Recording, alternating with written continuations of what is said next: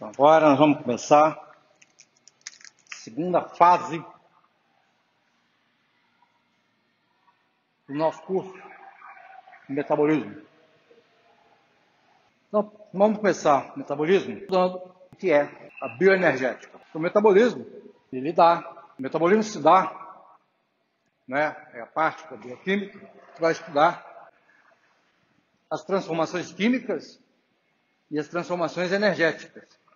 E é claro que toda reação química, todo evento dentro da célula, envolve transferência de energia. Então, está intimamente ligado com essa primeira etapa, que é importante, que nós chamamos de bioenergética, que é a parte que nós estuda exatamente a transformação de energia. Bem, bioenergética, então, na bioquímica não é nada de bioenergética esotérica, aqui mostrada. O indivíduo e a aura e os seus chakras. Mas, eventos bioquímicos, onde temos, então, a conversão, um processo, que é a conversão de uma molécula em outras, e nesse processo, então, nós temos ou saída de energia, ou entrada de energia. Então, um exemplo, tem aqui nessa molécula aqui, o ATP, quando ele é hidrolisado, é um evento, então, que libera energia. E aí, o caminho oposto, o ATP sendo sintetizado a partir do ADP e fosfato, formando uma molécula de maior energia livre, dá então um evento que tem uma entrada de energia. Então, temos dois eventos, entrada e saída. E na célula, evidentemente, sempre está ocorrendo eventos de entrada e de saída de energia. Tem eventos que são utilizados pela célula para gerar energia, e essa energia, então, é usada para os outros eventos. Certo? Em que precisa de entrada de energia. Eventos em que temos saída de energia. Vamos lá, vamos ver se vocês lembram. Reações químicas em que libera calor, elas são chamadas de quê? Exotérmicas. E tem entrada de calor, absorção de calor. Isso. Similarmente, saída de energia livre. Energia térmica é uma forma de energia. Energia livre, ela engloba a energia térmica, que está sendo liberada na forma de calor, mas as outras formas de energia que vão resultar em algum trabalho, alguma coisa útil para a célula. Então, da mesma maneira, se a molécula sai de um estado de maior energia para um estado de menor energia, ela está liberando energia livre. Então, é um movimento energia é ergo, em grego. Então, exorgônica.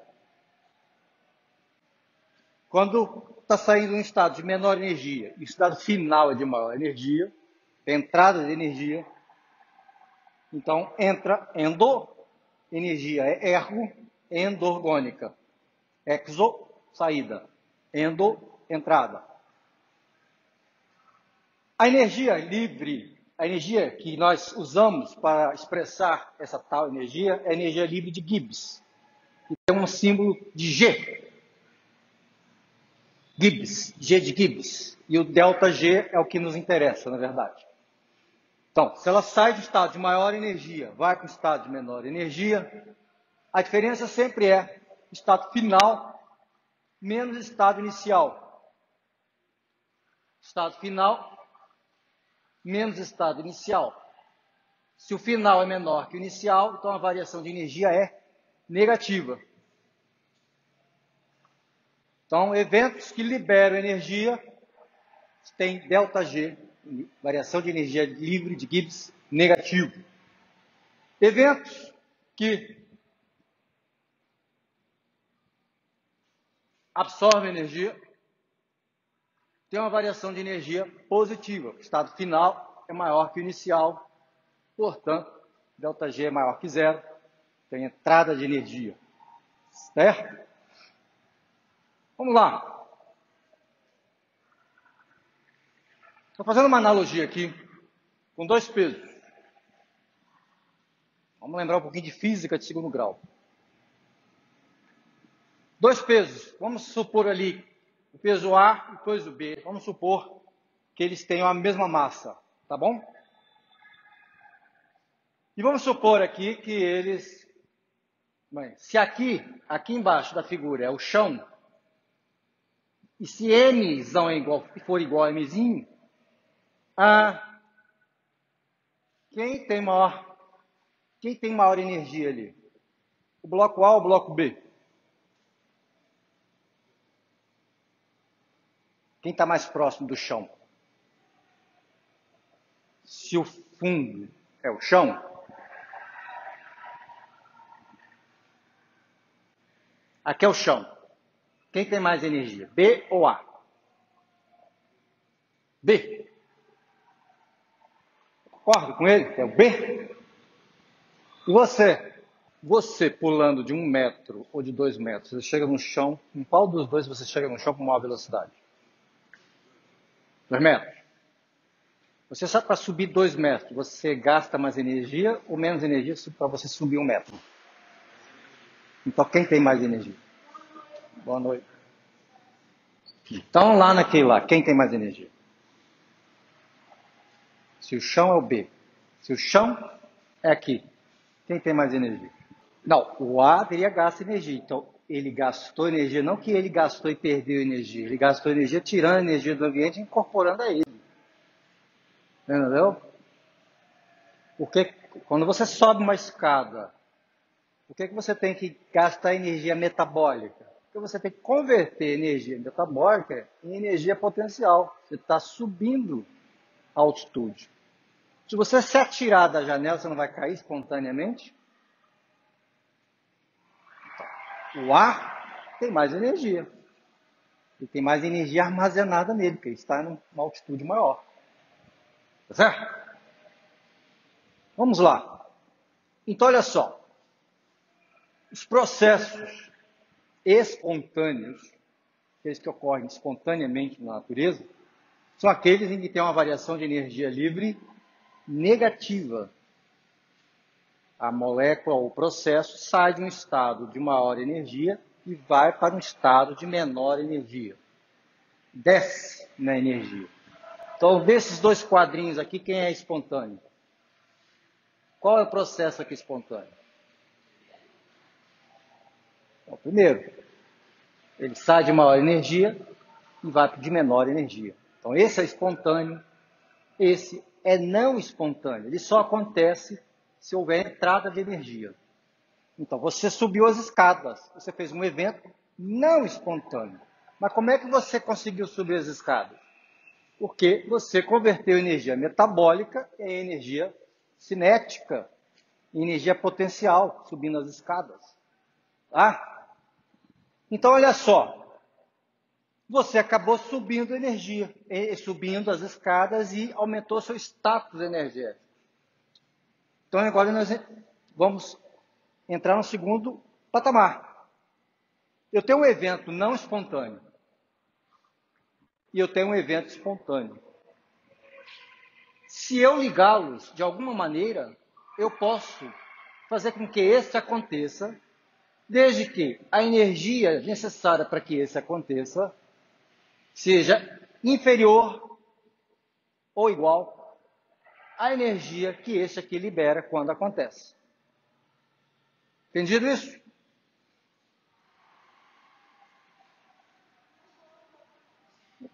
Ué, veja bem, você subiu as escadas. Você forneceu energia para você mesmo, na sua musculatura, mais que o suficiente para que você conseguisse subir. Você ainda perdeu, ficou calor, sentiu calor, transpirou. Então você gastou mais energia. Você forneceu energia suficiente para você subir as escadas e ainda perdeu energia para o ambiente. Então o ΔG, da sua energia metabólica, gasta, foi muito maior, foi muito mais negativo do que a energia necessária para você subir esses lances de escadas. Tá bom? Se fosse inferior, você não conseguiria subir. Você iria parar no meio do caminho. Entendeu? Então, um evento não espontâneo, ele pode acontecer desde que esteja acoplado, ligado a um evento espontâneo que forneça mais energia necessária para o evento não espontâneo acontecer. Vamos voltar aqui ao nosso sistema de Roldana e os dois blocos. O bloco A e o bloco B. Vamos lá, olhando para o quadro aqui, olhando para cá. Vamos supor que o bloco B já esteja no chão.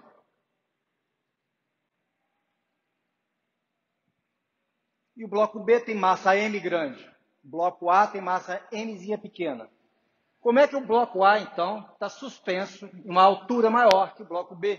Sendo que para que ele saia do chão e chegue até aqui em cima, é um evento não espontâneo. Subir é não espontâneo.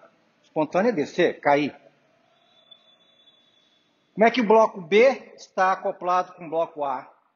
Eles estão ligados através de uma corda, numa roldana. O que aconteceu? Quando os dois estão no alto, o A está no baixo, o B está no alto. B tem maior massa que A. Quando eu solto, B, que tem maior massa, tende a cair. E o A, que está grudado aqui, vai resistir, porque ele não quer subir, ele quer ficar no chão, porque é não espontâneo. Mas por que ele sobe? Como ele tem menor massa, a energia liberada na queda do bloco B é maior que a energia necessária para suspender o bloco A. Então, o bloco A sobe, o bloco B cai. Então, um evento não espontâneo, subida do bloco A, aconteceu porque um evento espontâneo, a queda do bloco B, forneceu mais energia que a subida do bloco A. Os eventos estão acoplados. Quem é o agente acoplador? É a corda. E a roldana. Tá? E qual é a energia livre resultante disso? O que sobrou? A diferença.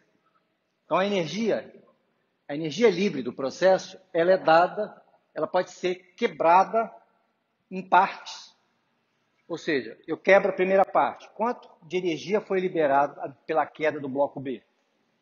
X. Quanto de energia foi necessário para subir o bloco A? X sobre 2. Então, X sobre 2 foi usado para a subida do bloco A. Presta atenção aqui. Quanto, então, de energia sobrou para o ambiente? X sobre 2. X menos X sobre 2 é igual a X sobre 2. Tá certo?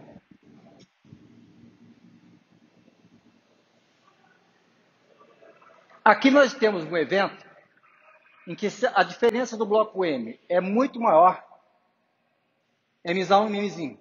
A diferença das massas é muito grande. Então, esse ΔG resultante vai ser grande, porque a energia fornecida aqui é muito maior que a energia requerida. Então, sobra um ΔG negativo ainda. A queda do bloco B resultou um ΔG de menos 30 kJ. A subida do bloco A resultou de uma absorção de 10 kJ. Quantos kJ sobraram? Um liberou 30, outro absorveu 10, quantos sobraram? 20. 30 menos 10, 20. Sobraram 20.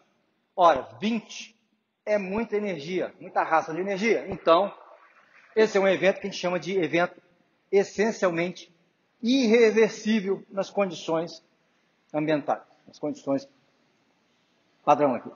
Por quê? Não tem nada no ambiente que forneça energia suficiente para reverter esse processo. Uma vez o bloco no chão, caiu lá e ficou. Então o bloco B vai ficar no chão e o bloco A vai ficar suspenso.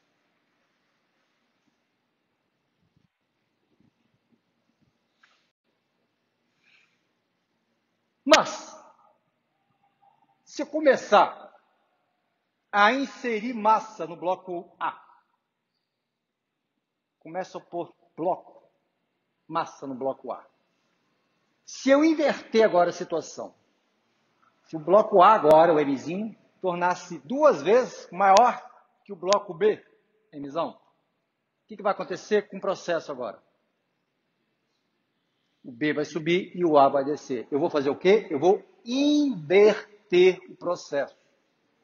Certo? E se ele for muito, se A agora for muito maior que B, ele torna-se irreversível para o outro lado. Correto? Agora, se eu colocar gradualmente a massa de maneira que os dois blocos tenham a mesma massa. Certo? Vamos lá. Vamos supor que M grande e Mzinho sejam iguais. A massa de A seja igual à massa de B. Se eu largar os dois blocos como estão ali, o que vai acontecer? Vão nivelar.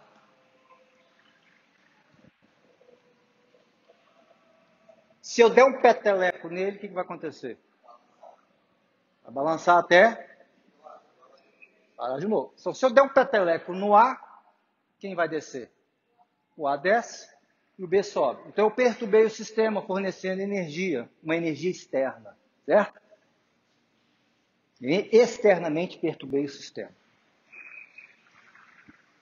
Se eu der um peteleco no B, o B que desce, o A sobe até que de novo vai ao equilíbrio. Então, olha só, quando a variação da energia torna-se muito próxima de zero, ΔG resultante total é próximo de zero, o evento, o processo está no equilíbrio químico. Ou seja, não sai, não vai para lugar nenhum. Ele só irá para algum lugar se eu perturbar o sistema. Tá? Mas, antes eu falei o seguinte, se os dois têm a mesma massa, o A estiver acima, o A desce, o B sobe. E se eu inverter agora, se eu botar o A para baixo e o B para cima? Vamos inverter. É a mesma coisa, só invertir agora. O que vai acontecer? Entenderam a pergunta, não? A está em cima, B está embaixo. A massa dos dois é iguais.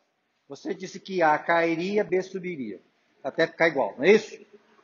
Então vamos inverter. O que acontece? O que acontece? Até ficar de novo igual. Então vamos lá. Então olha só. Nos processos existem 2 fatores. Senta aí. Que é intrínseco. Boa noite. Que é intrínseco. Qual é o fator intrínseco aqui no nosso sistema de roldanas e pesos?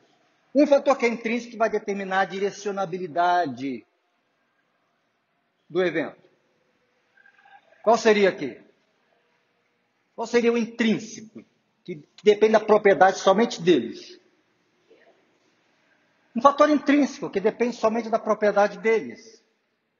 Do bloco B e do bloco A. O que estava dizendo da direcionabilidade? A massa. O processo intrínseco é a massa. Sobe quem tem menor massa, desce quem tem maior massa. Não é isso? E quanto maior essa diferença de massa, mais irreversível. Bom, caiu, acabou. Não volta, a não ser que eu troque. Segundo fator. Fica claro aqui quando eu coloco os dois blocos de mesma massa. A direção que vai o bloco, quem sobe, quem desce, depende da condição inicial. Quem está acima e quem está abaixo. Então, nós temos nos processos 2 fatores. Um fator que é intrínseco, que depende daqueles componentes do processo. Nosso exemplo aqui, um é a massa, o outro é a posição, ou seja, a condição inicial. Isso também vale para as moléculas. Nós temos as moléculas, a transformação das moléculas de um estado A para um estado B, e as condições iniciais daquela transformação. Ok? Então, repara só, toda vez que vocês entrarem no livro de bioquímica, tem uma reação, e está dizendo que a reação está no equilíbrio, quer dizer que nas condições celulares, as concentrações daquelas substâncias que compõem aquela reação está em equilíbrio. Quando vocês olharem ΔG0', quer dizer que a tendência natural, intrínseca daquela reação é, se for positivo, ΔG0' positivo, quer dizer que é não espontâneo, é acontecer do lado ao contrário do que está escrito. Se for negativo, espontânea, acontecer naquele lado que está escrito.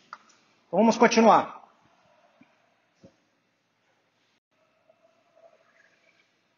Então, olha só. A variação de energia, então, ela depende. Essa aqui que nós estamos falando até agora, depende da variação do calor, que é a entalpia, da temperatura e de um valor chamado entropia. Entropia significa caos.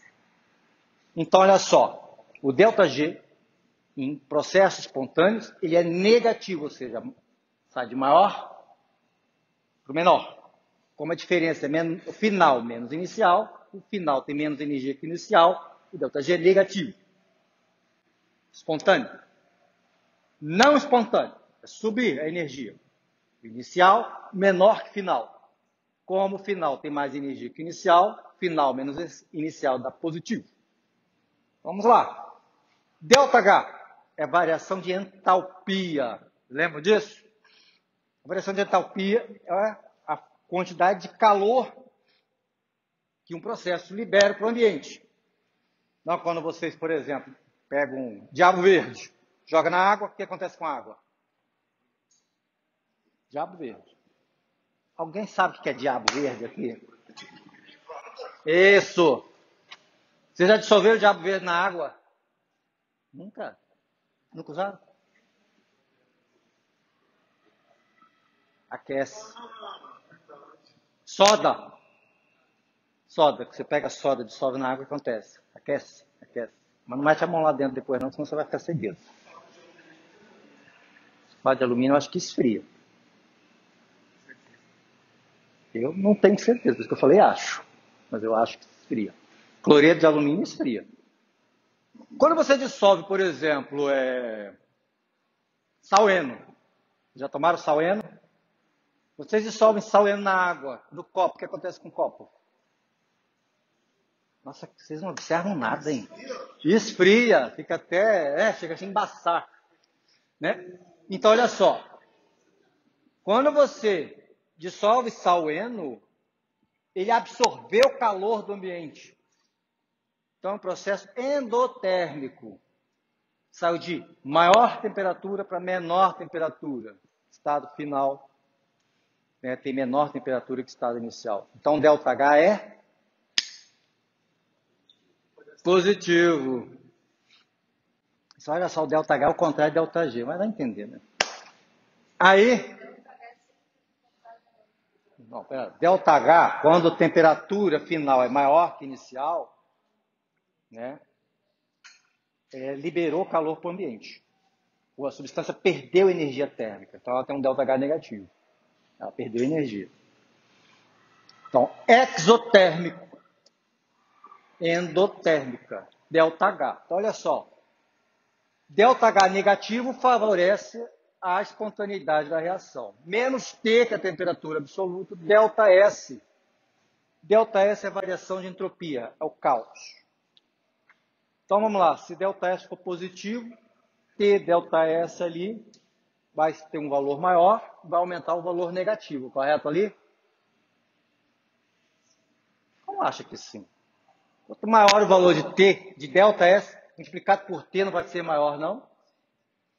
E no ΔG não tem que ser negativo, para ser espontâneo?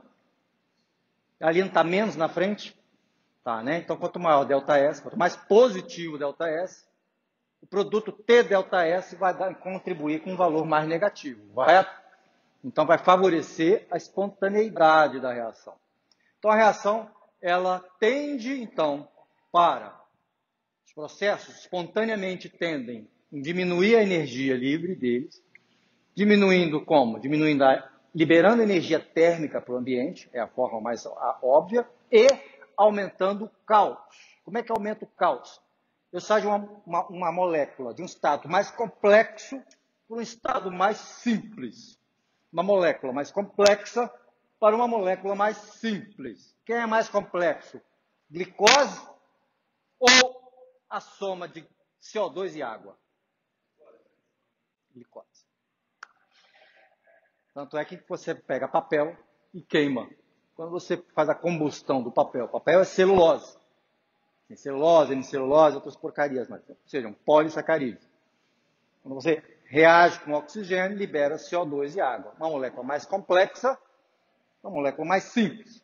Um estado de maior energia por um estado de menor energia. Libera aquela toda energia na forma de calor. Daí você tem a chama. Certo? Então agora vamos ver. Gibbs, coitado, o Gibbs ele foi ridicularizado quando ele propôs a teoria dele. E aí ele se suicidou por causa disso. No lago, se afogou no lago lá na Alemanha. E lá onde ele se afogou tem um busto dele com essa fórmula. Coitado do Gibbs. Tá vendo? Igual Tesla, né? Tesla também morreu pobre, coitado. Então vamos ver uma reação hipotética. A mais B dando C mais D e os valores, e as letrinhas minúsculas são os coeficientes estequiométricos. Aí, a variação de energia livre vai depender, então, da quantidade de C, de D, de B e de A. Tá? No caso, se for, como é que eu vou saber a espontaneidade dessa reação? A espontaneidade da reação é dada por um fator intrínseco. Intrínseco. Lembra dos dois blocos? As massas iguais? Mas para que eu saiba o valor intrínseco, eu tenho que partir da mesma condição inicial. Todo mundo tem que estar na mesma condição inicial. Como é que eu faço isso? Eu coloco todos os meus reagentes e produtos na mesma concentração. Definiu-se 1 mol por litro. No caso, se for um gás, pressão de 1 atmosfera, que na unidade Pascal é 101,1 kPa. Tá? Então eu passo coloco todo mundo na mesma condição, deixo reagir e vejo para onde vai a reação e quantos produtos são formados e quantos reagentes permanecem quando a reação chegar ao equilíbrio, quando a reação parar.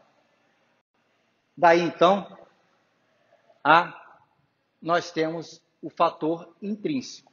O fator extrínseco é dado por esse lado da equação, que é o estado inicial. O quanto que eu tenho de produto e o quanto que eu tenho de reagente no momento inicial. Repara só, se no momento inicial todo mundo for igual a 1, 1, isso aqui é 1, logaritmo de 1 é 0, então eu aniquilo essa parte da equação, eu fico então somente com ΔG0, que é exatamente aquele que vai me dar a espontaneidade da reação. Quanto mais negativo, mais espontâneo naquele sentido da reação escrita. Como assim no sentido da reação escrita? Eu não botei A mais B dando C mais D? Eu escrevi nesse sentido. Se o ΔG for negativo, é espontâneo nesse sentido. Se o ΔG for positivo, o que eu falei, hein? Se o ΔG for negativo, ele é espontâneo nesse sentido. A mais B dando C mais D. Se o ΔG for positivo, quer dizer que não é espontâneo nesse sentido, mas no sentido oposto. C mais D dando A mais B. Entenderam? Estão acompanhando? É fundamental que me acompanhem. Se não estiver acompanhando, fala, pergunta. Estão acompanhando? Qual parte? Como assim tudo?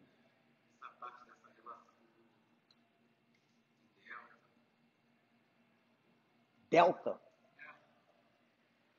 Vai descer lá no início, hein? O delta, vamos lá, especifica melhor a sua dúvida. especifica melhor a dúvida. Não, a outra parte até não entendi. Em relação ao tempo, temperatura inicial e final,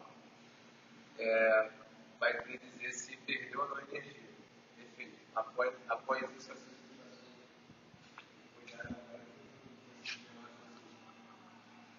Olha só, vamos lá, fica ruim de eu voltar. Você não entendeu essa equação? não, após a explicação. Agora, olha só, aqui eu falei, ó, nos eventos você tem a parte intrínseca, que lá no nosso sistema de pesos era a massa dos blocos. Então, quem é o fator intrínseco nesse processo aqui?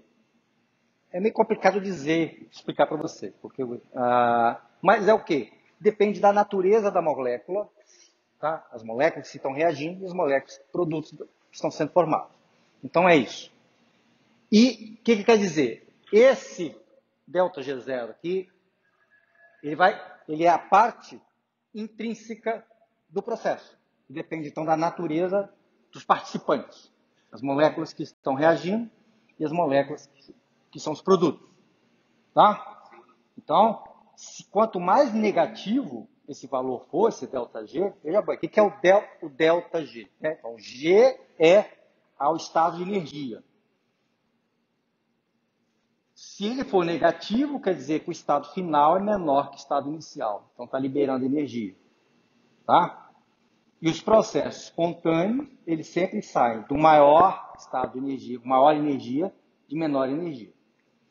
Então, isso é o espontâneo. Então, quanto maior for esse valor em termos negativos, ou seja, quanto mais negativo for, maior é a tendência, então, daquela reação acontecer no sentido que eu escrevi. A mais C dando C mais B. A mais B dando C mais D. Tá? Esse lado aqui da equação, ele representa a condição inicial, o estado inicial. Lá no nosso sistema de blocos, eu botei blocos em diferentes alturas. Aí eu fiz até a conjectura.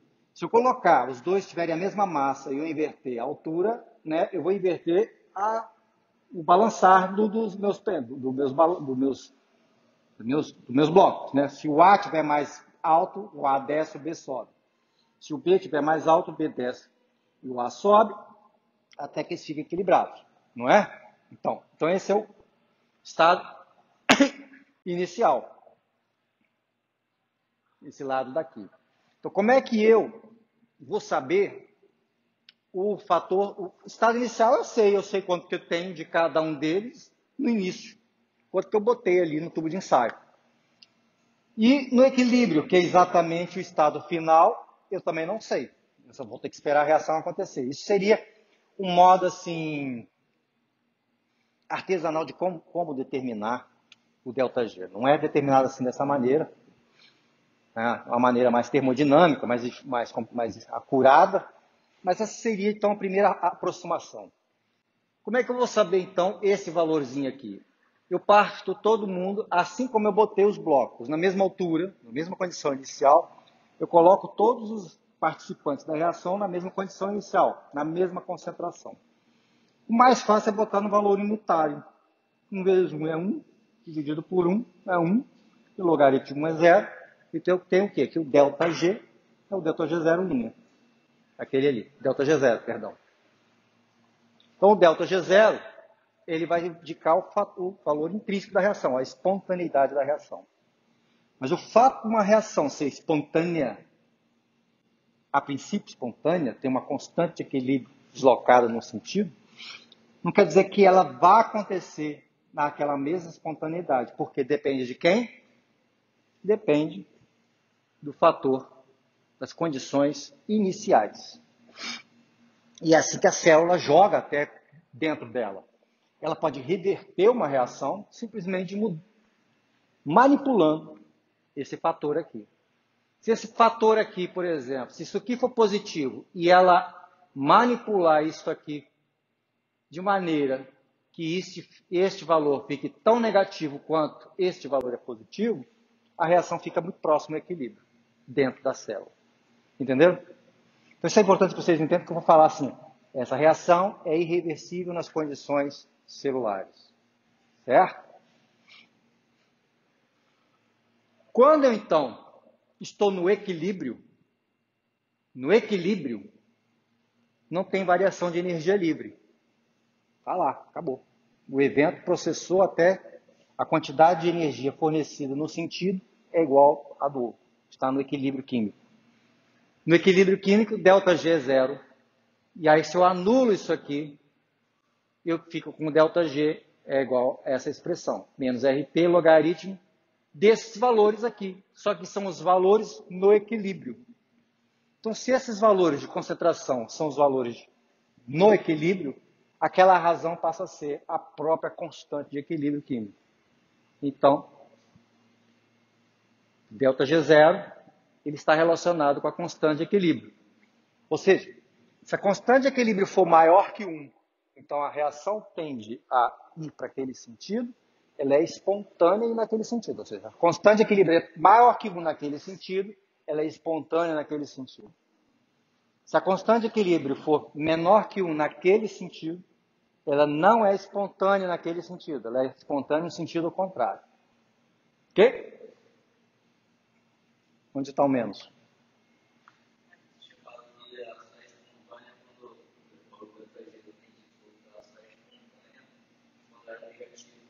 O ΔG. Sim, mas aí se ela falou agora que ela é também espontânea se for.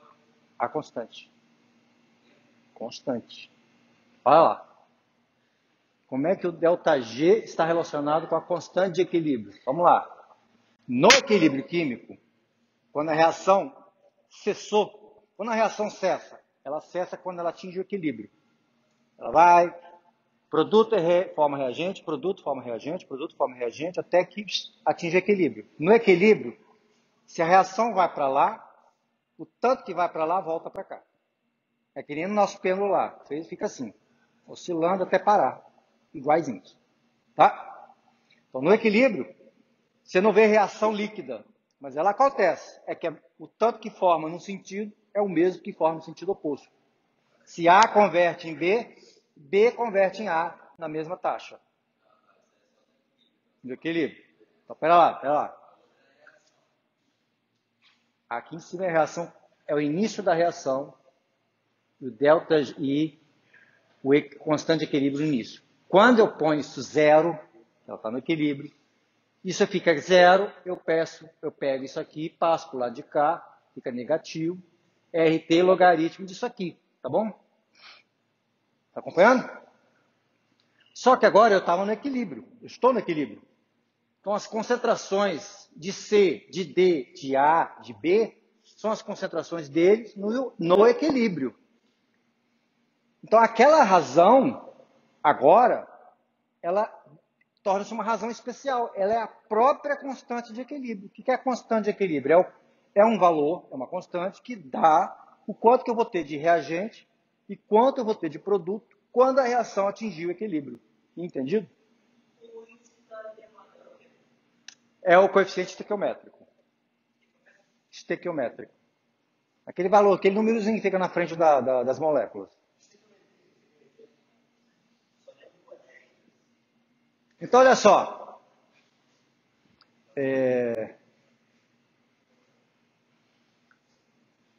Eu até esqueci o que eu ia falar. Você me interrompeu ali no momento. Então, sim, eu lembrei. Então, olha só.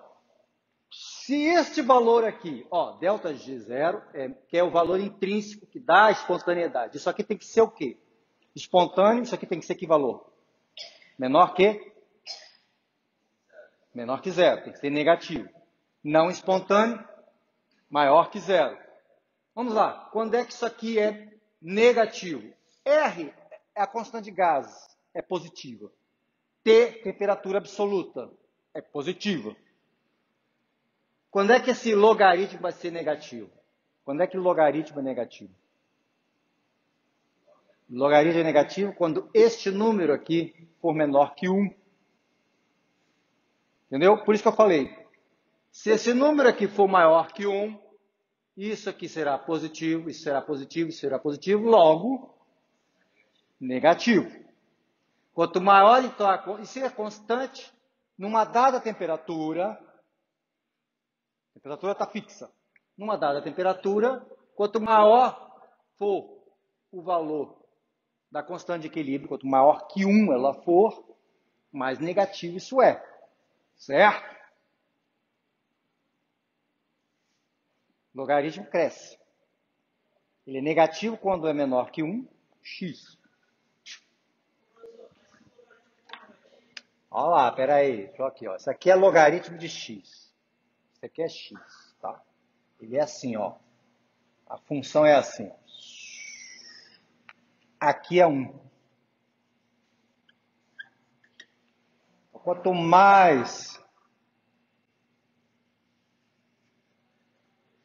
menor que 1, negativo. Maior que 1, positivo. Fala.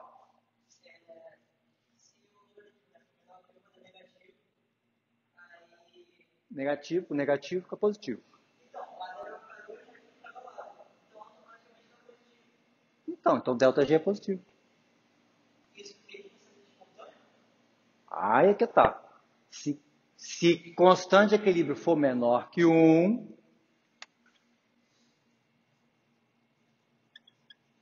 implica delta G maior que 0. Logo, é não espontâneo. Então, só estou dizendo A mais B indo para C mais D, se a constante de equilíbrio for menor que 1, o que quer dizer isso? Que a reação, na verdade, ela é espontânea no sentido oposto. E ela tem quase nenhuma tendência aí nesse sentido. Ela só... No equilíbrio quer dizer que a maior parte fica na forma de A mais B e uma parte ínfima, menor, fica na forma de C mais D, no equilíbrio. Quanto menor que 1 for, menos produto nesse sentido vai formar. Então, por exemplo, se a constante de equilíbrio for 10 elevado a menos 1, é uma coisa. Se ela for 10 elevado a menos 2, esta aqui é 10 vezes menor que essa. Então, essa aqui é 10 vezes menos espontânea. Entendeu? Tem, o número. Entendido? Tá? Se a constante for maior que 1, então delta G é menor que 0. Então ela é espontânea. Tá bom? Vai ser espontâneo no sentido que estou escrevendo a equação. A mais B, tanto C mais D. Então seria o quê? A mais B, C mais D. Essa seta aqui, ela tem um significado. Quanto maior o valor da seta, mais espontâneo no sentido. Então, por exemplo, vocês vão ver muitas vezes eu escrever assim. Quer dizer que ela é espontânea nesse sentido e tem pouca espontaneidade no sentido oposto. Quer dizer, ela não é espontânea no sentido oposto, ela é espontânea nesse sentido. No equilíbrio, ela está formando muito mais C mais D do que A mais B. Tá? Então, nós temos aqui uma constante de equilíbrio maior que 1, ou um delta G0 menor que 1. Tá? 0 é importante essa bolinha. Esse 0 está dizendo que nas condições padrão, ou seja, as condições intrínsecas, que dependem somente das moléculas, do processo, da equação escrita. Tá? Delta G. Delta G é o processo completo, incluindo a condição inicial. Ou seja, a condição fora do equilíbrio. Tá? O delta G0 é a condição no equilíbrio.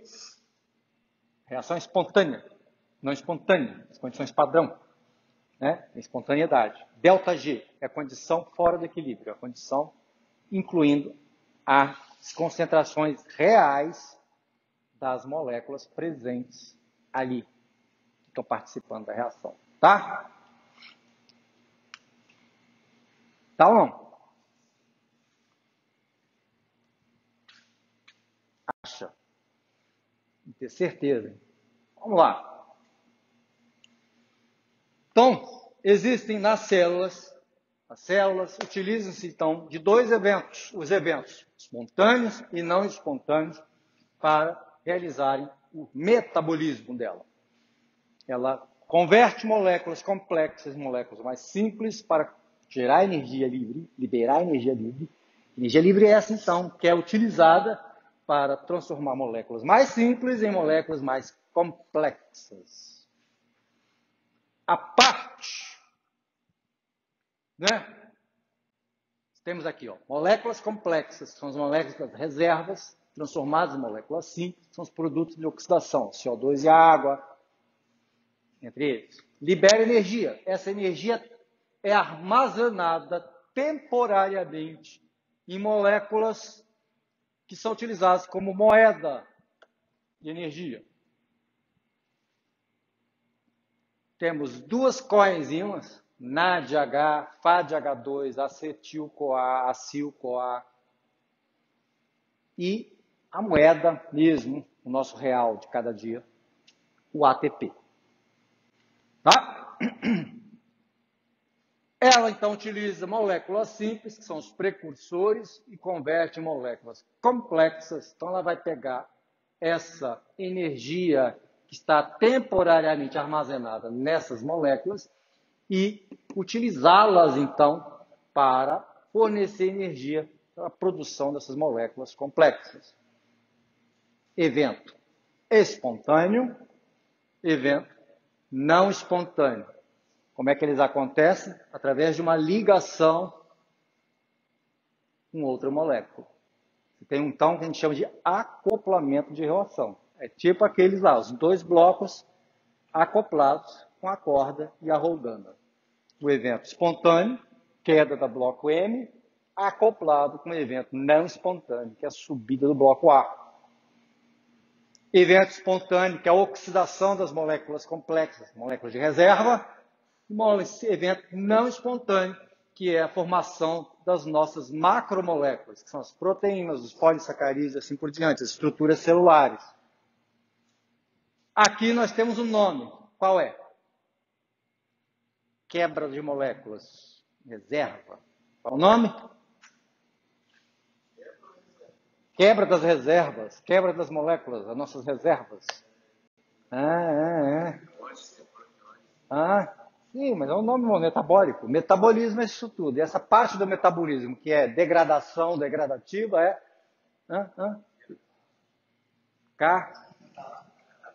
catabolismo. Catabolismo. Catalase é uma enzima. E a parte de construção,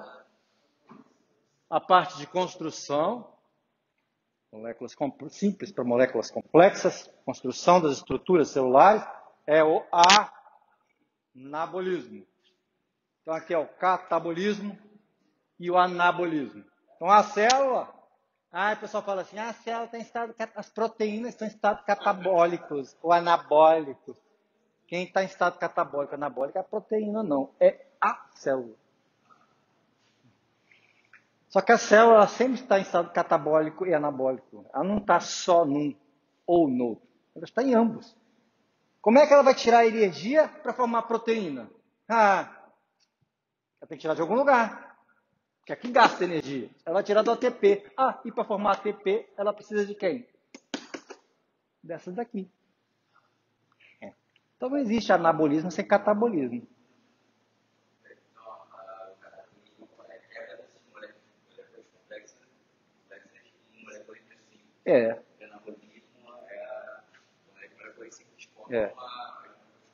Agora, no exercício, você tem majoritariamente catabolismo ou anabolismo?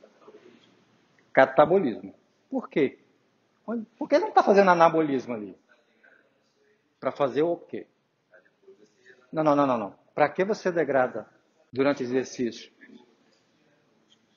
Você gera ATP para quê? Para contração, transformar energia metabólica em energia motora, movimento. Então você não tem anabolismo. O anabolismo ali seria o movimento.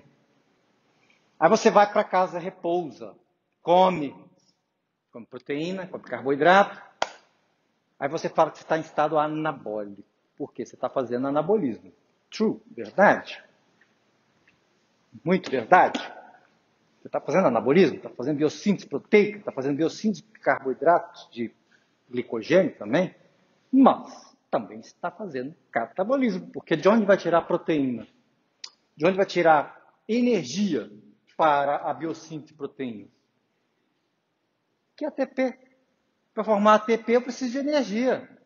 ATP, a quantidade de ATP dentro da célula, ATP é moeda. Entendeu? ATP é moeda, é só moeda corrente. ATP não é reserva. É do glicogênio. Você já gastou seu glicogênio todo no seu exercício. De onde está vindo essa energia? Da alimentação lá do seu prato que você fez. Entendeu? E você está degradando, então, aquela glicose, aquele lipídio, até mesmo o lipídio de reserva teu, os triacilglicerol, estão participando. Então, você tem catabolismo e anabolismo. Catabolizando algumas coisas e anabolizando outras coisas. Bom, tá?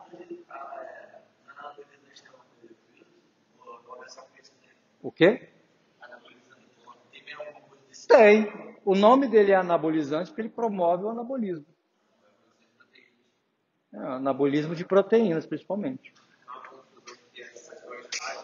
Seria mais esse. Ô, rapaz, ei, Nesse cenário de anabolismo e catabolismo, a confusão que as pessoas fazem seria no balanço final. a balança final você tem um balanço líquido de anabolismo, é verdade. Quando você está em construção de massa muscular. No caso, a pessoa foi buscar a hipertrofia, a massa e tudo mais.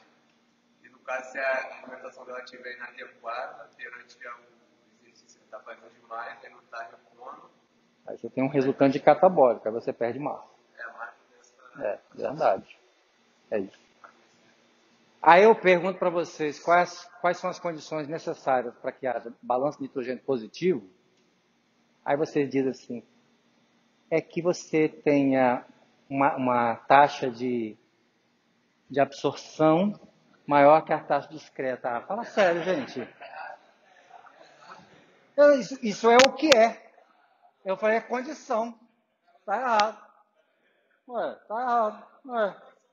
Se você fosse responder isso, eu chegaria para você, ó, taxa positiva é isso e isso. Falaria em 2 minutos, precisaria falar uma aula inteira explicando de biossíntese de proteína e balanço de nitrogênio, né?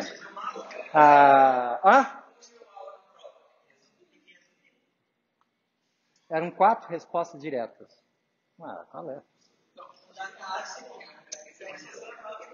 Não.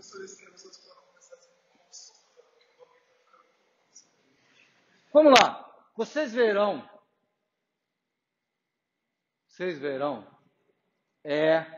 um tal de linha nos livros de bioquímica. O que significa esse linha? As condições padrões delta G0 eu acabei de falar que é 1 mol por litro, 1 mol por litro, 1 mol por litro. Nas células, o que mais tem são reações envolvendo o H+. O H+, 1 mol por litro, é que pH? pH 0. Logaritmo de 1 é 0. E a célula não fica com pH 0, né? pH 0 não existe nem célula. Morre. Então, substituiu pela concentração do H+, na célula, que é em torno de 10 a menos 7, porque a pH da célula varia ali próximo de 7. Então, a concentração de H+, é 10 a menos 7. Então, refazendo os cálculos, nós temos o delta G'0, que tem essa diferença do valor de delta G0. Então, tem um valor numérico. Para vocês perceberem, então, que existe o delta G'0 e o K'. Tem o K e o K'. Então, na bioquímica, vocês vão ver aquela linhazinha.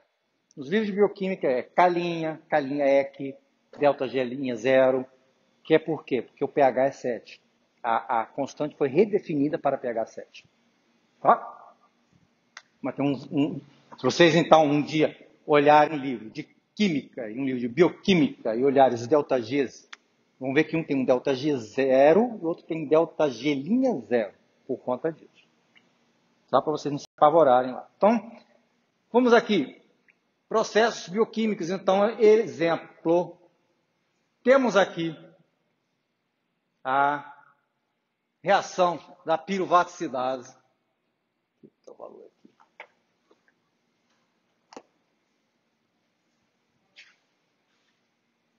Piruvaticinase que pega aqui, olha só. O fosfenol piruvato, o ADP, a transferência do fosfato, então, do fosfenol piruvato para o ADP, gerando ATP e o piruvato. Essa reação tem um ΔG zero de menos 31 kJ por mol. Ela é espontânea ou não espontânea? Ela é? Não vi nada. Ah, fala com convicção. Espontânea. Espontânea. Bem, olha só. Eu fiz um cálculozinho aqui, né? Converti quilojoules em calorias, quilocalorias. 31 quilojoules são 7,5 quilocalorias. Tá? Vamos lá. A biossíntese de ATP requer 7,5 quilocalorias por mol. Para cada mol de ATP, 7,5 quilocalorias tem que entrar. Tá? Então, a biossíntese de ATP, a formação de ATP a partir do ADP e fosfato, é espontâneo ou não espontâneo? ADP, fosfato mais água, dando ATP. É espontâneo ou não espontâneo? Sabendo que ΔG' zero é 7,5 quilocalorias. É positivo. É não espontâneo. Muito bem. Mas veja bem, quando o piruvato, fosfenol piruvato, transfere o fosfato para o ADP, ô Jesus,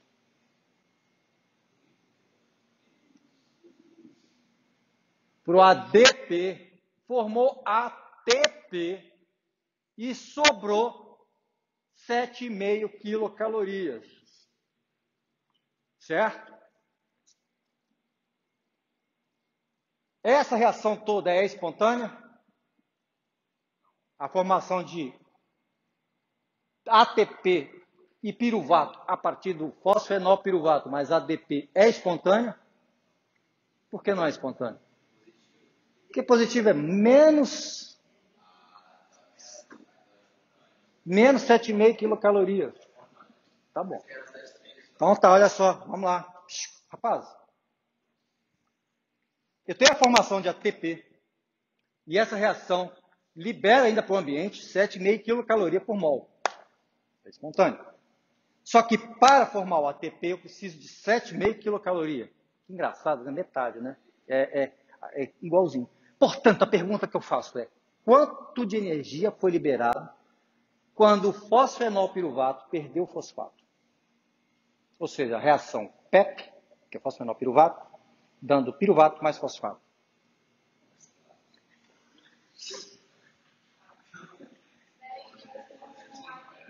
Olha só, o ΔG eu falei que ele pode ser quebrado em partes. Então, olha só, eu tenho uma reação fosfenol piruvato mais ADP, dando ATP mais piruvato. Eu peguei uma parte da reação e quebrei e isolei. ADP mais fosfato mais água. A água não está ali, mas ela participa. Dando ATP. Eu sei que eu preciso de entrada de 7,5. Então, olha só. Espera aí. Eu vou quebrar minha reação em duas partes. A primeira parte é PEP, dando piruvato mais fosfato. Tá bom?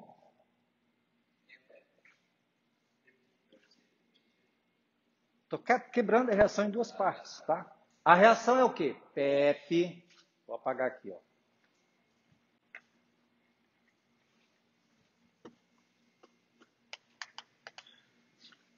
PEP é fosfenolpiruvato, olha lá. O PEP, presta atenção, gente, é mais ADP mais fosfato, dando ATP mais piruvato. Tá? Qual é o ΔG dessa reação? À direita. Não, não é 7,5 não.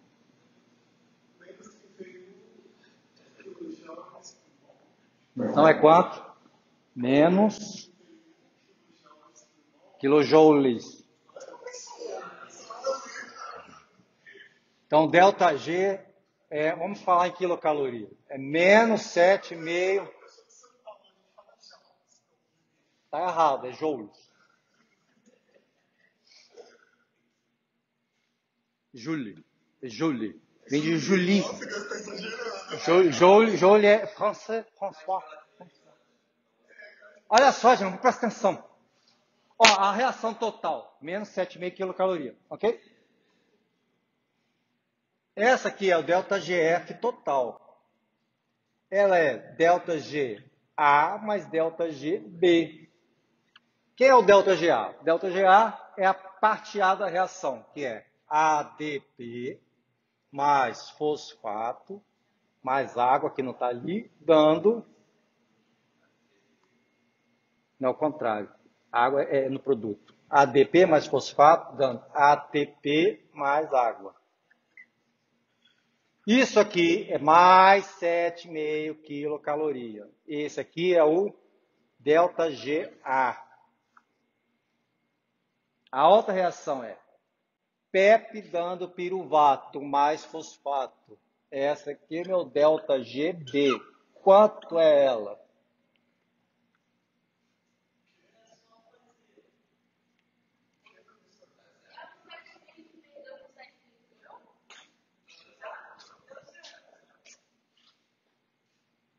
Zero é? Menos 15. ΔGB é igual a ΔGF menos ΔGA. Não é? Menos 7,5 menos 7,5. É igual a 15, menos 15. Calorias, quilocalorias. Ó, se errar a unidade, dou zero, hein?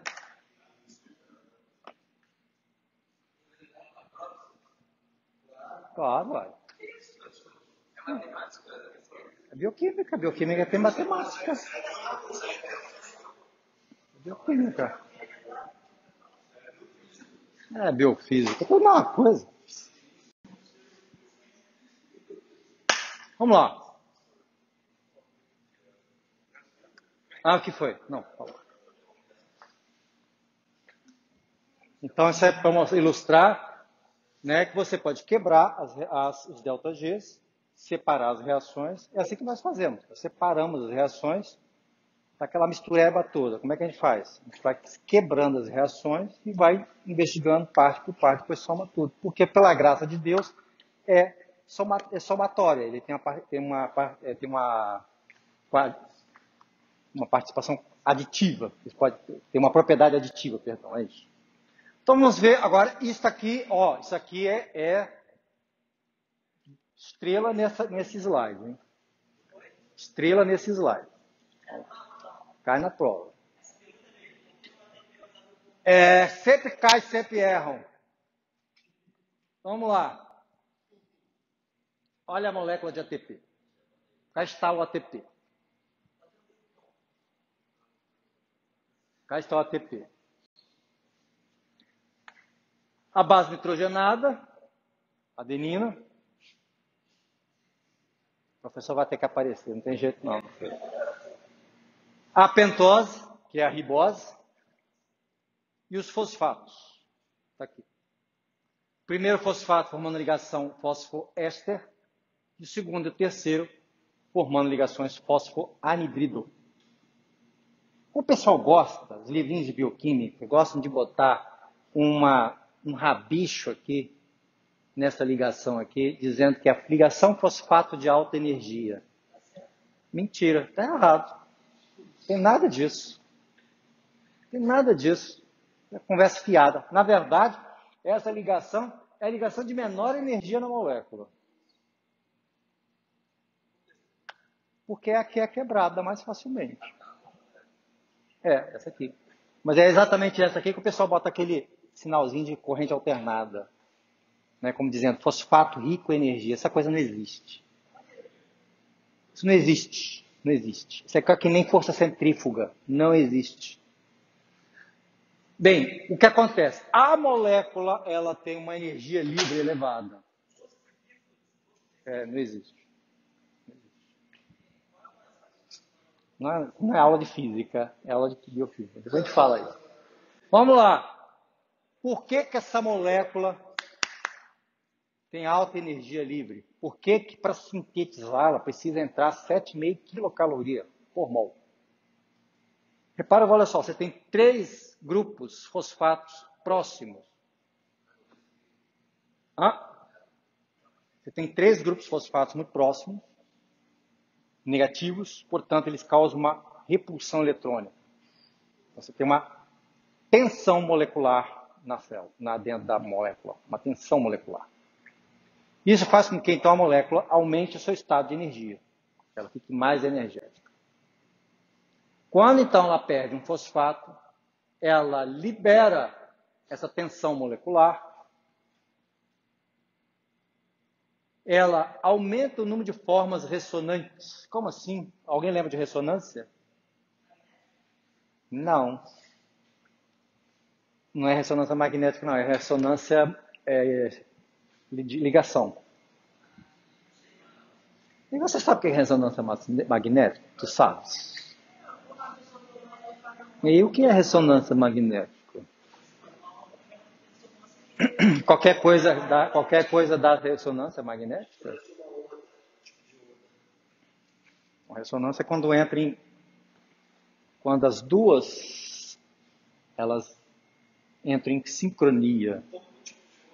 Right. Mas a ressonância magnética tem a ver com o spin dos núcleos que compõem o núcleo do átomo.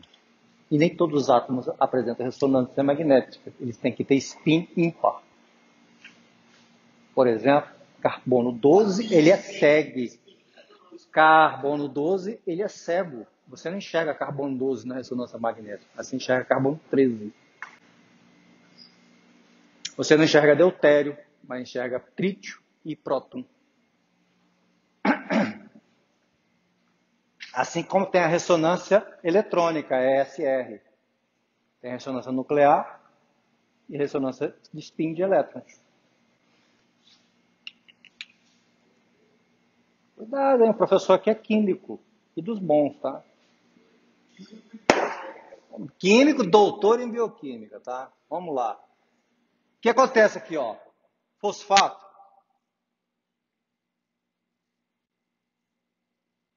Tá vendo? Tem uma ligação dupla aqui.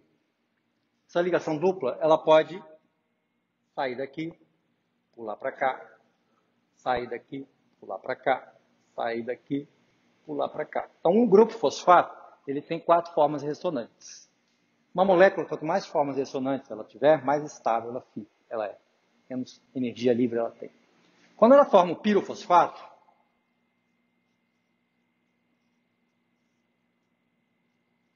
o que acontece? Cada grupo fosfato agora, ele pode formar uma dupla aqui, ou a dupla está aqui, não mais aqui. A mesma coisa aqui. Essa dupla pode estar aqui, aqui ou aqui. Quando ele forma o trifosfato,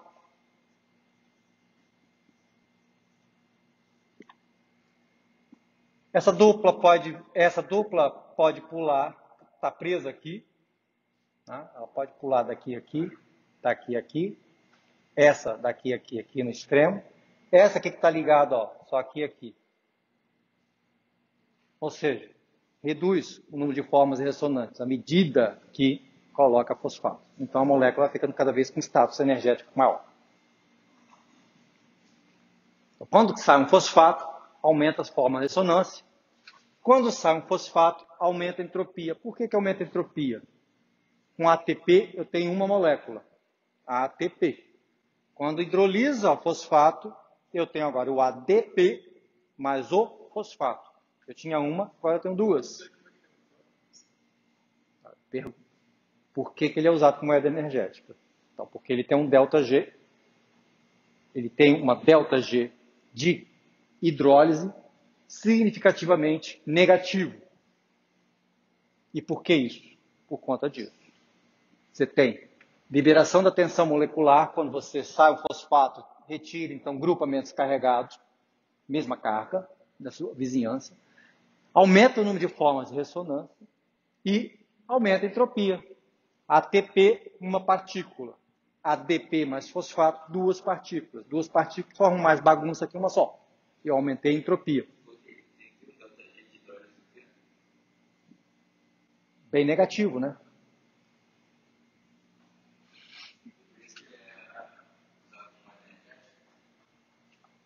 Primeiro é isso. Porque se eu tenho um ΔG de formação e de hidrólise elevado, eu preciso de 7,5 para formar e, por conseguinte, libera 7,5 quilocaloria por mol ao ser hidrolisado. Essa é a primeira função. Terceira, né? Aí bota aqui, por que libera um ΔG muito grande? Por que tem esse ΔG tão elevado? Por conta desses três tópicos aqui. Você aumenta a entropia quando é hidrolisado, aumenta as formas ressonantes quando ele é hidrolisado e libera a tensão molecular quando é hidrolisado. E o inverso acontece.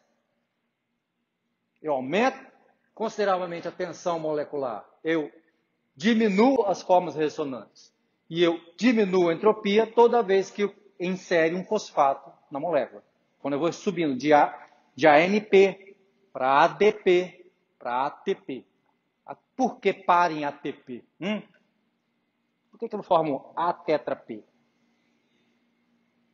Porque torna-se tão energético que ela fica absolutamente instável e aí ela se desfaz. Então o que acontece? Que o ATP ele é cineticamente estável. O que quer dizer isso?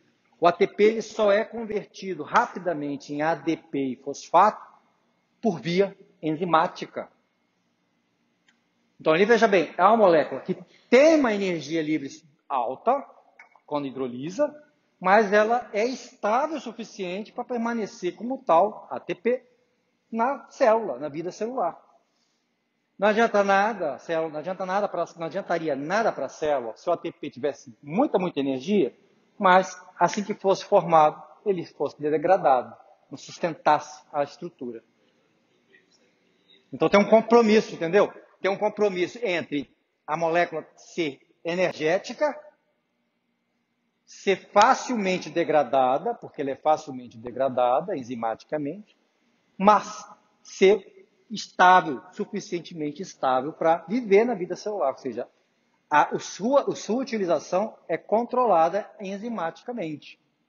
Só é degradada enzimaticamente. Se eu pegar ATP, colocar aqui no tampão e deixar aqui, ele vai ficar aqui por dias antes de ser hidrolisado espontaneamente. Ele vai ser hidrolisado espontaneamente? Um dia, eventualmente. Tá? Então ele é estável cineticamente. Entenderam? Cineticamente, vem disso, cinética, velocidade da reação. Ou seja, a reação de hidrólise espontânea é muito lenta. Só via enzimática. E ele tem acesso à maioria das organelas. Muitas moléculas não têm. Tem restrição de movimento. O ATP ele só não entra no cloroplasto. Todas as outras organelas têm entrada para ATP. A mitocôndria, retículo plasmático, o núcleo, o citossol, está ali todo ele. ATP. Entenderam? Então, essas são as principais causas. Uma molécula que tem uma grande reserva de energia, ou seja, ela é de fácil síntese, de fácil degradação. Quando ela é sintetizada e quando ela é degradada, né? Quando é sintetizada, ela requer uma quantidade razoável de energia e libera, portanto, uma quantidade razoável de energia quando degradada. Cada fosfato que sai libera 7,5 quilocaloria por mol. ela é estável do ponto de vista cinético, ou seja, ela permanece como tal, como ATP, e só é degradada enzimaticamente. E outra, ela tem livre acesso às organelas, com exceção do cloroplasto, que não nos importa aqui. Nós não somos plantas, não temos cloroplastos. Tá? E aí, voltando aqui à contração das pontes cruzadas, vocês devem recordar, como nós falamos lá atrás, que a contração requer, exatamente como fonte de energia primária ali, na cara ali, é o ATP. O ATP é hidrolisado na miosina. E a miosina, então, faz aquele tiltzinho, aquele movimento brusco, que é o power stroke, e aí resulta no movimento do filamento grosso, puxando o filamento fino, quer dizer, o filamento grosso puxa o filamento fino, resultando, então, na contração, na diminuição do tamanho do sarcômero, e aí a contração da fibra muscular, da célula muscular como um todo. Ei, Jesus Cristo. Você tem que voltar lá para o início do curso. Hein? Então tá ali, ó. Né? A contração, os pontos cruzados, requer o ATP. Miosina, quitina, ATP liga-se na cabeça de miosina. Miosina tem a atividade ATPase, então ela é uma enzima também. A miosina, ela não é só uma fibra, uma estrutura fibrosa, estrutural, proteína estrutural, que vai formar o filamento grosso, mas ela tem uma atividade enzimática, que está na cabeça dela, na parte globular dela, que é aquela que vai entrar em contato com o filamento fino, com o filamento, com as fibras de actina. Certo? E aí, o ATP, uma vez ligado no sítio catalítico da miosina, né, ele se liga novamente aí acontece, ele sofre hidrólise, aí liga-se novamente à actina, quando ele liga essa actina, está lá ligadinho na posição, sai o grupo fosfato, quando sai o grupo fosfato, ela aumenta a afinidade para a actina e tem aquele movimento brusco de puxar o filamento, que é o power stroke. O que é stroke em inglês? Stroke é o golpe, movimento. Você dá aquele stroke. Stroke é o movimento brusco, né? E depois sai o ADP, e aí entra no estado de rigor, e aí o ciclo continua. Né? Então é uma contração. Então, o ATP quando acabar o ATP, você morreu. Não acaba o ATP. Quando a ATP cai muito, a taxa de uso é menor que a taxa de síntese, você entra em cãibra. E aí é matéria para as próximas aulas.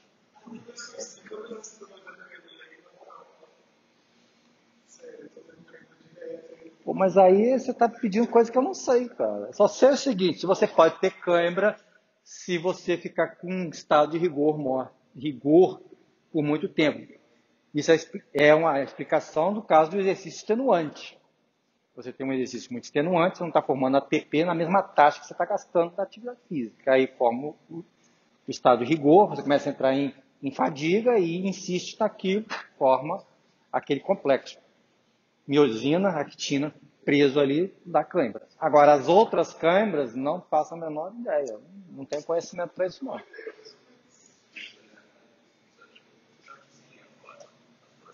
Que?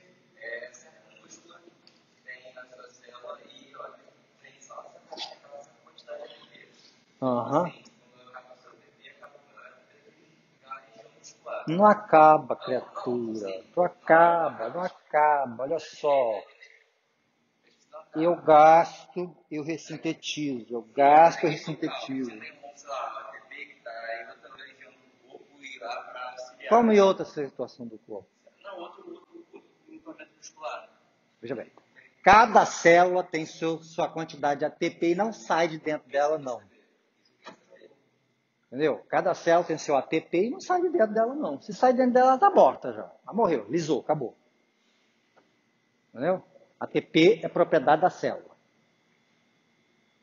Cloroplasto tem sua propriedade ATP, que não divide com a célula. É dele. Ele manda a energia para a célula sob outras formas. O ATP é dele. Vamos lá. Fibras musculares. Vamos lá começar então a falar de metabolismo, começar a entrar aqui. Fibras musculares. Então vimos bioenergética, tá? Entendimento, reação espontânea, não espontânea. Tá? Para depois entrarmos ali, ó. Vocês vão ver um monte de reação ali. É espontânea, não é espontânea, é espontânea, não é espontânea. Sabe o que é reação espontânea? Eu vou mandar você voltar no tempo. Ó, aula que vem, qualquer dúvida, eu quero que vocês tirem a aula que vem dessa aula. Não vai deixar para final do mês, que é na hora da prova, não. A aula que vem. Outra coisa, a aula de que vem vai depender dessa, e a outra aula vai depender dessas duas, e a outra aula vai depender das três. É cumulativo, hein? Ou seja, a P4 é matéria da P3 também. É P4, é P3 mais P4, tá? É. Sim, senhor. Só que P3 cai só uma metade. P4 cai tudo. Com ênfase no final. Mas como aí o final depende também do início, depende de tudo. Eu não perguntei. Eu não estou perguntando. Eu estou informando.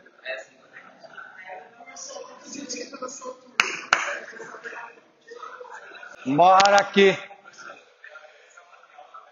Ah?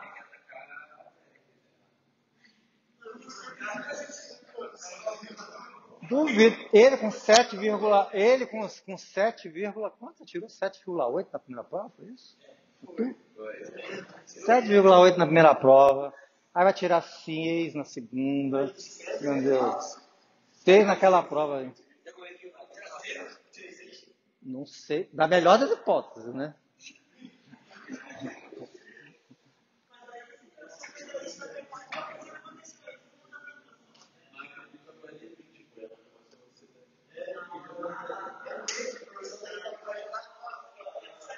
Vamos lá.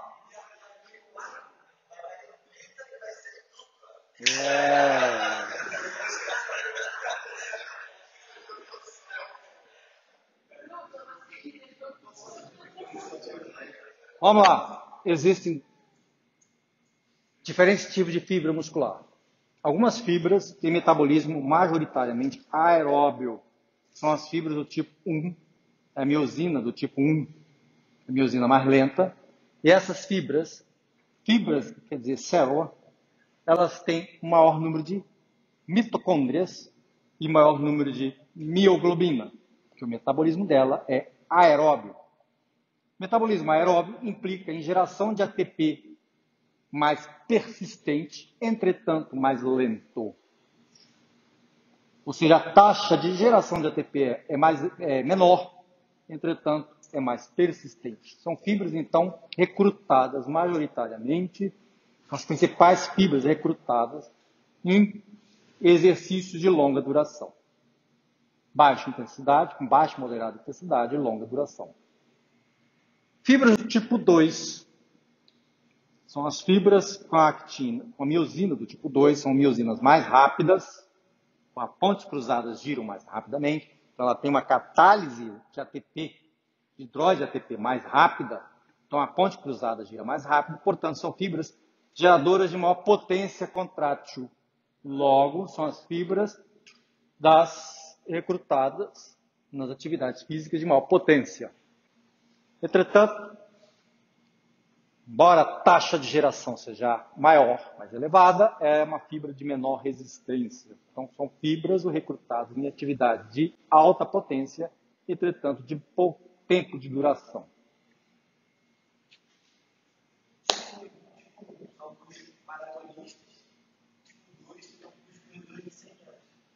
Os velocistas. Exatamente. Então, estamos aqui. Aqui está a microscopia. Temos tipo 2B, 2A, 1.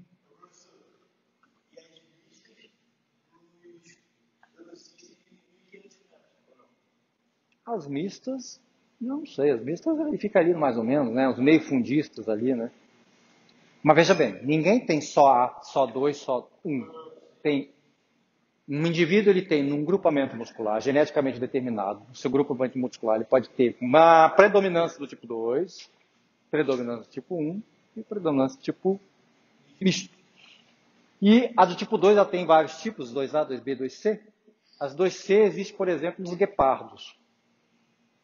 São extremamente velozes. 2C, guepardos. Vamos lá. Quais são os sistemas energéticos predominantes, então? Quais são os sistemas energéticos? Nós temos o imediato, o rápido e o lento. O ultra imediato, imediato, rápido e lento. O ultra imediato não é nem sistema energético, é a própria ATP intracelular. Depois temos o sistema ATP-CP. O que seria o CP? Fosfato. Que dura apenas alguns segundos. Ou seja, ela sustenta por alguns segundos uma atividade, somente ela por alguns segundos, em que ela seria a majoritária fonte de ATP, ou seja, de renovação do ATP. Depois nós temos o ATP-CP, que é o sistema lático. Esse aqui, então, é o sistema dos 100 metros rasos. 100 metros, 200 metros rasos. 50 metros rasos, essencialmente ATP-CP. E depois o aeróbio oxidativo. São sistemas, então, de potência moderada, moderada elevada, e sustentação de dezenas de horas, em que a taxa de renovação então, é mais lenta, mais persistente. Tá bom? Onde vocês encontrarão essa parte da nossa... Para os livros, então, vocês podem pegar os livros de McCardley, ele é bom, Fisiologia do Exercício, e os livros de Bioquímica do Exercício. Bom. Agora, se vocês querem, são aqueles porreta mesmo, gostam de bioquímica dura, pode pegar o Leninger, o Strayer, o Voigt. É bioquímica dura mesmo. Entendeu? Para vocês verem bioquímica. O problema é o seguinte, o Voigt, o Strayer, o Leninger, eles não têm ênfase em exercício. Essa é a grande desvantagem deles. Então, vocês procurem livros que têm ênfase em exercício. Então, Bioquímica do Exercício. Tá? Tem um livro de Bioquímica do Exercício, capinha preta, fica lá na nosso... Inclusive, o monitor de vocês está com um deles, ou estava, não sei se está ainda. E na biblioteca, CCS. Tem quantos? Você sabe quanto tem? Então, é disputado, tá?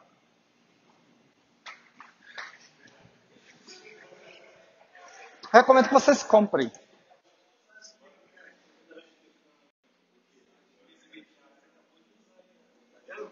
Então vamos lá, sistema imediato. Sistema imediato. Quais são as atividades envolvidas? Atividades que demandam contração intensa por um curto tempo. 3 segundos, por aí. Isso não quer dizer que o sistema ATP-CP, em atividades mais longas, ele não tenha nenhuma participação. Tem. Ele não é a fonte primária de ATP, mas ele está ali quietinho. E ele pode ser recrutado a qualquer momento. Qualquer momento em que o atleta, por exemplo, resolver fazer uma atividade de explosão. Você fez jogador de futebol. O jogador de futebol está lá, quietinho. De repente ele faz um sprint, sai correndo no enlouquecido com a bola para fazer o gol. Dá um tiro, exatamente. Então, nesses momentos de tiro, ele entra o ATP-CP e o ácido lático. ATP-CP, a fosfocreatina e o ATP. A fosfocreatina, então, regenerando o ATP que ele está gastando.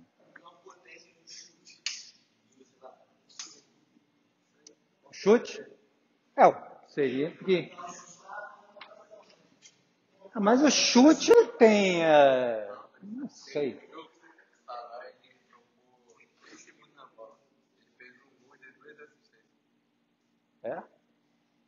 Não sei. Não sei se o movimento é tanto assim, mas seria. Seria. Não sei. O chute, ele é tão curto, né? É um movimento tão instantâneo que seria o quê? Seria a própria concentração de ATP disponível para a célula para fazer aquela contração imediata.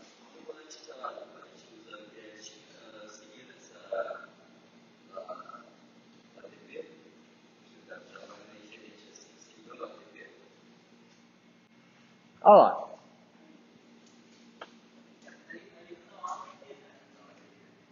Vamos lá. Fosfogênese é a síntese de ATP por meio de transferência do grupo fosfato da fosfocreatina ao ADP. Sua pergunta é, como é que você forma fosfocreatina? É isso? É isso. Tá vendo aquela reação ali? Se você pegar e ler no livro, o livro fala assim, a reação de formação de fosfocreatina e creatina, ATP e formação de fosfocreatina, está em equilíbrio na célula. Mentira! Eu acreditava nisso até pegar e orientar um TCC em cima disso. Aí eu peguei as reações de formação de fosfocreatina e formação do ATP, exatamente aquelas duas, e somei as duas e vi. Olha lá que eu calculei lá. Você tem uma constante de equilíbrio para formação de ATP e creatina de 161,23, uma calinha aqui. É muito alto isso. Ou seja, nas condições celulares, a concentração de ATP e ADP, a relação de ATP e ADP, teria que estar com esse valor aqui em relação a fosfocreatina e creatina. Ou seja, ATP e ADP, a razão ATP e ADP, teria que ser 161,23 a relação de fosfocreatina e creatina dentro da célula para que a reação estivesse em equilíbrio. Nem direcionada de um lado ou outro, em equilíbrio. Então, é um problema. Está aí. Como é que, então, uma reação tão deslocada para a síntese de ATP a partir da fosfocreatina e ADP, como é que a célula, então, gera fosfocreatina em primeira instância? E aí? Foi a pergunta que você fez, né? Foi a pergunta que eu me fiz. E agora?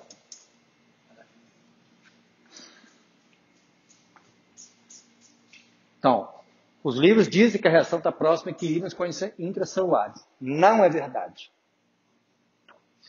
Está longe da verdade. O que acontece, na verdade, dentro da célula? Dentro da célula, ela não está em equilíbrio químico. Ela está em estado estacionário. Você tem um local de biossíntese de fosfocreatina e um local de degradação da fosfocreatina. O local de biossíntese da fosfocreatina é a mitocôndria. Então, nós temos duas enzimas fosfocreatina sinase. Uma, a mitocôndria mitocondrial, que é responsável pela síntese de fosfocreatina a partir do ATP e ADP, a partir do ATP, formando fosfocreatina.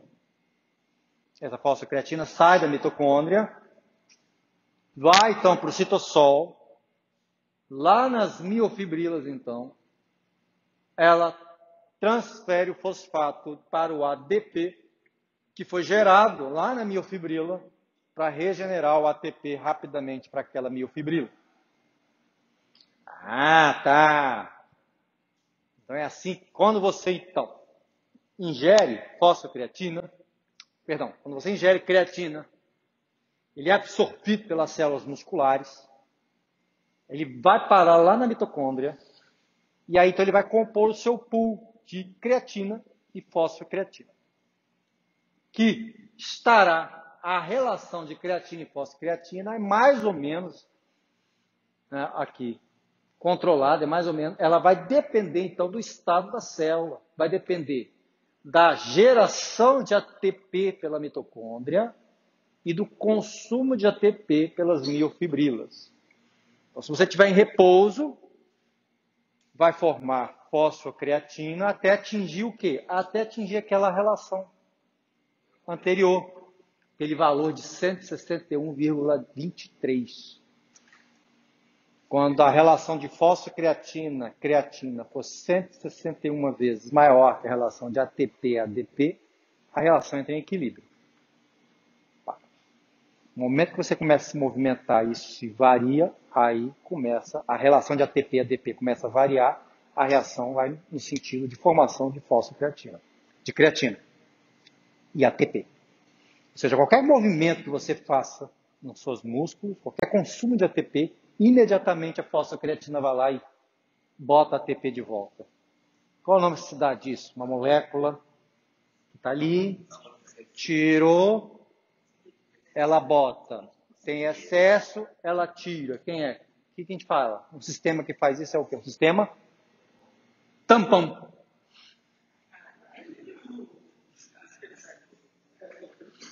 Tampão. Então, o sistema fosfocreatina, creatina é um sistema tampão de ATP. Ele tampona o ATP. Então, está sempre presente. Só que, dependendo da sua atividade física,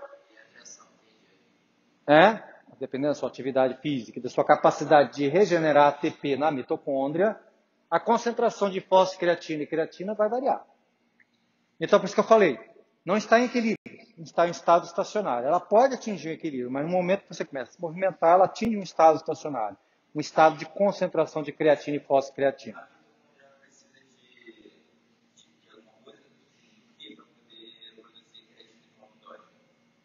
Não, a mitocôndria não produz creatina. Ó, a creatina ela é formada fora da mitocôndria. Quem forma creatina no seu corpo é o fígado. Ele joga para o sangue vai lá, a célula muscular capta aquilo, joga para dentro dela. Aí ele vai parar na mitocôndria. Lá na mitocôndria tem uma enzima que transforma creatina em fosfocreatina. Ela pega o ATP, transfere o fosfato do ATP para a creatina, formando fosfocreatina. A fosfocreatina sai de lá, vai para o citossol. Lá no citossol, lá na região das miofibrilas, ela faz o inverso. As miofibrilas estão fazendo contração, estão gastando ATP, gerando ADP. Tá? Vem então a fosfocreatina sinase citossólica, pega o fosfocreatina, transfere o fosfato da fosfocreatina para o ADP, regenera ATP ali localmente, rapidamente. Entendeu agora?